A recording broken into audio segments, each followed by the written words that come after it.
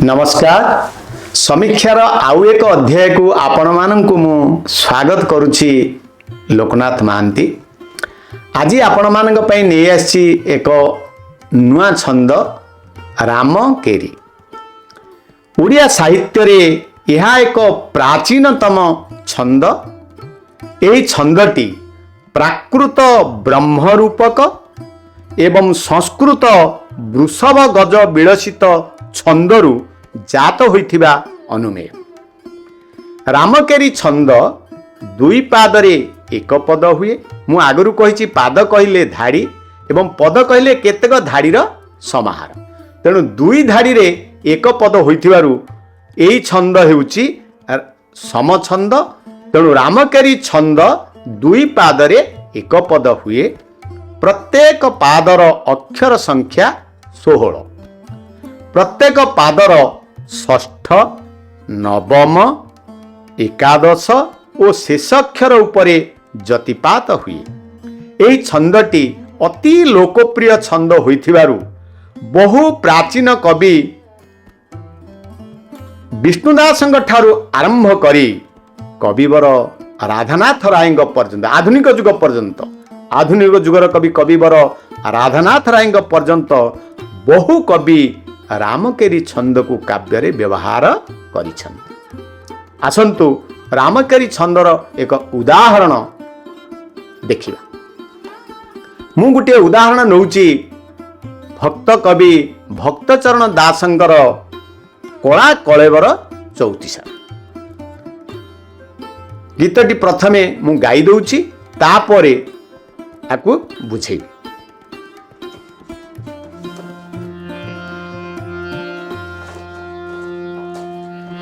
कला कले बर कन्हाई संगे रोहिणी सुत करंती मथुरा विजये दांडे देख संगात। एठी देखिबा जे कला कलेबर कन्हाई संगे रोहिणी सुत यार अक्षर संख्या 16। द्वितीय धाड़ी मध्य करंती मथुरा विजये दांडे देख संगात यही धाड़ी अक्षर संख्या मध्य 16। तेणु यार कोटि कोटि जति पड़े 6। जमती कला कलेबर एटी रहिबे। पुणी कन्हाई 6 3 9। पुणी संगे 11 रोहिणी सुत 16 करंती मथुरा 6 विजये पुणी आसिला 6 परे 9 पुणी दांडे 11 पुणी देख संगात। कला कलेबर कन्हाई संगे रोहिणी सुत करंती मथुरा विजये दांडे देख संगात। एमिति गाइबा पई निर्देश दिया जाइछि। पुणी आपण मानक पई पुणी ओडिया साहित्यर विभिन्न कवि मानकर केतोटी उदाहरण एवं तार व्याख्या तार अन्वय मु करबाकू जाउछि। प्रथमे मु आपण मानकू नउछि कवि सम्राट उपेन्द्र भंजकर कला कौतुक काव्यर प्रथम छांद।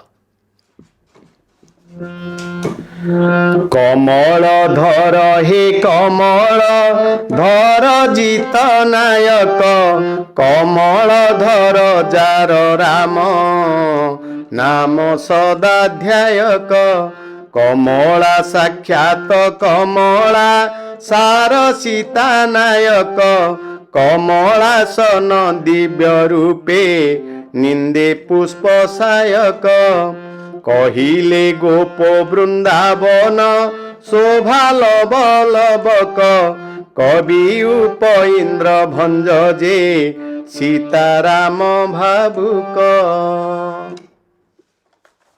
ई जो रामकेरी छंद को आम आलोचना कले तार भावार्थ होउची कला कौतुक काव्यर प्रथम छांदरे कवि सम्राट उपेन्द्र भंज मंगलाचरण रे इष्टदेव प्रभु श्रीरामचंद्र को वंदना करुछन्ति।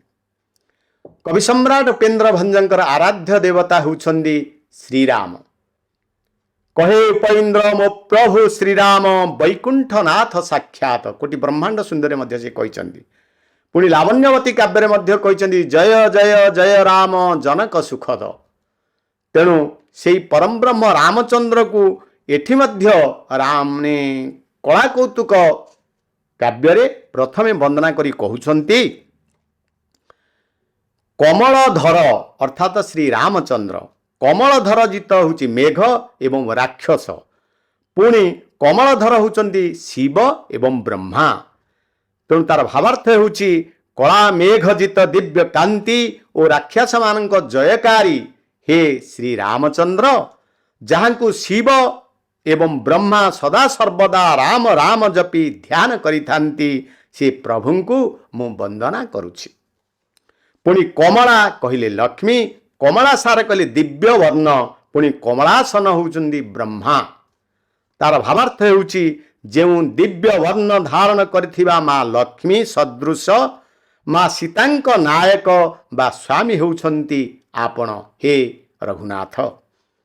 ପୁଣି ଆପଣଙ୍କ ନାଭିରୁ ସୃଷ୍ଟି କମଳ ଉପରେ ଯେଉଁ ଦିବ୍ୟ ରୂପ ବ୍ରହ୍ମା ଆସୀନ ହୋଇଥିବାରୁ ଆପଣ ପଦ୍ମନାଭ ଅଟନ୍ତି ଏବଂ ସଂସାରରେ ସବୁଠାରୁ ସୁନ୍ଦର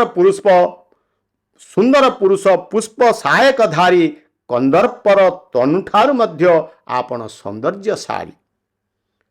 ସେଇ ରଘୁନାଥଙ୍କୁ ମୁଁ ସ୍ମରଣ କରୁଛି। ପୁଣି ଶେଷରେ କବି ସମ୍ରାଟ ଉପେନ୍ଦ୍ର ଭଞ୍ଜ କହୁଛନ୍ତି ଯେଉଁ ଗୋପ ବୃନ୍ଦାବନର ଆରାଧ୍ୟ ଦେବତା ଭଗବାନ ଶ୍ରୀକୃଷ୍ଣ, ଯାହାଙ୍କୁ ମୁଁ ତନ୍ନ ତନ କରି କ୍ଷଣକୁ କ୍ଷଣ ଭାବନା କରୁଛି ଏବଂ ଇଷ୍ଟଦେବ ମୋର ପ୍ରଭୁ ସୀତାରାମଙ୍କ ପାଦ କମଳରେ ମୁଁ ବନ୍ଦନା କରି ଏହି କାବ୍ୟକୁ ପରିସମାପ୍ତି କରୁଛି। ଏ ହେଉଛି କଳା କୌତୁକର ଏଇ ଯେଉଁ ରାମକେରି ଛନ୍ଦର ଗୋଟିଏ ଉଦାହରଣ।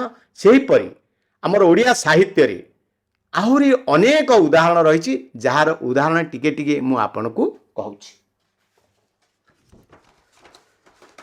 ବିଦଗ୍ଧ ଚିନ୍ତାମଣିର 13 ଛାନ୍ଦ। ମାଧବ ଶୁଣ ହେ ମାଧବ ଦୂତି କରି ପ୍ରେରଣ, କାତର ହୋଇଣ ଉତ୍ତର କଲେ ସଖାକୁ ପୁଣ। ପୁଣି ବୈଦେଶ ବିଳାସର 3 ଛାନ୍ଦ। ବିଦୁଷ ଶୁଣ ହେ ରଞ୍ଜନ ରସ ମନକୁ ଦେଇ, ବିଦୂଷଣ ରାଜ ସମାଜେ ଧର୍ମ ସ୍ୱରୂପୀ ସେହି। ପୁଣି ଲାବଣ୍ୟବତୀ କାବ୍ୟର 6 ଛାନ୍ଦ। ମନ ଦେଇ ଶୁଣ କୋବିଦେ ନୃପ ସୁତା ସୁକେଶୀ, କୂଳରେ ବକୁଳ ମୂଳରେ ପୀଠ ଉପରେ ବସି। ପୁଣି ରାଘବ ବିଳାସ ଦେଖିବା। ପ୍ରଥମୁ ବନ୍ଦଇ ଭୂଦେବ ଅଙ୍ଘ୍ରି ଅଘାରି ବକ୍ଷେ, ଶପଥ ସାଗର ଶୋଷକ ବଂଶଧ୍ୱଂସୀ ଅଭକ୍ଷେ। ପୁଣି ଅର୍ଜୁନ ଦାସଙ୍କର ରାମ ବିଭା 3 ଛାନ୍ଦ।